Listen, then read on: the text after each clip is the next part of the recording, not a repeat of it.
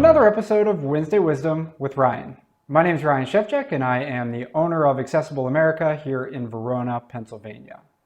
This is a weekly series where we cover different topics of the home accessibility industry, including the different products, services, and resources that may be valuable to the people of Western Pennsylvania and really anyone who's watching this video. On last week's episode, we discussed ramps, in particular modular and permanent ramps. And while they have many different uses, they have one big drawback, and that is the amount of space required for that ramp. So a perfect example is if the distance between your sidewalk and your front porch is 4 feet, that would mean that you need to have a minimum of 48 feet of ramp, which would be okay if you live in a rural area and have a lot of land. But if you live in the city, for example, or really in most neighborhoods in Western Pennsylvania, you're not going to have the space for 48 feet of ramp.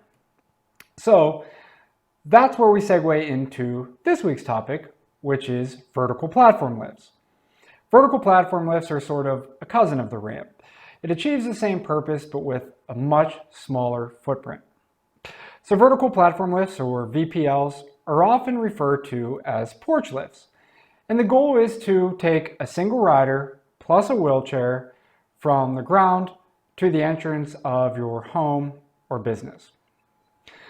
With our vertical platform lifts, all of the vertical platform lifts that we sell, they are battery operated and screw driven. So what this means is that they are quiet, they're smooth, and they provide a comfortable ride for the user.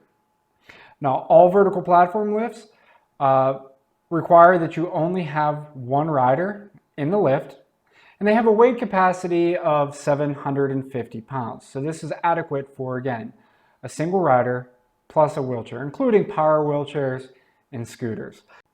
So when we talk about the space requirements of a VPL versus a ramp, remember that for a 4-foot high entranceway into a home, a place of business, a place of worship, you would need 48 feet of ramp minimum. A VPL to get into that same exact location could require as little as 4 foot by 4 foot. So the footprint is significantly less, which makes VPLs a lot more versatile. Vertical platform lifts also come in many sizes. The platform itself comes in many sizes, and the lifting height varies depending on the need of the home. And this lifting height can actually go to just over 14 feet. With vertical platform lifts, there's also a number of safety features. There's an underpan safety sensor under the actual platform itself, which in the event that it were to detect some sort of an obstruction on the way down, it will stop and only allow the lift to travel the opposite direction. There are continuous push controls in the lift, which require the user to constantly hold in pressure on the button.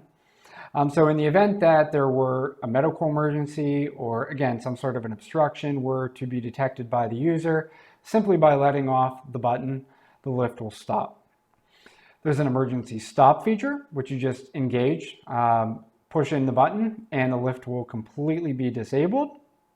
There's interlock features, which prevents the gate at the top from operating unless the lift is there. So if the lift were at the bottom location, you're not able to open the top gate, so that way you don't fall down the lifting shaft.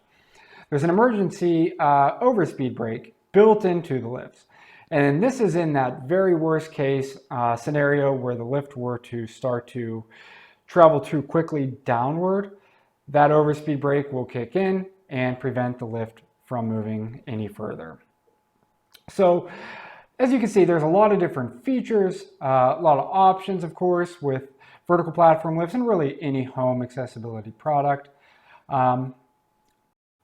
Depending on your needs, a vertical platform lift might be a good fit for you.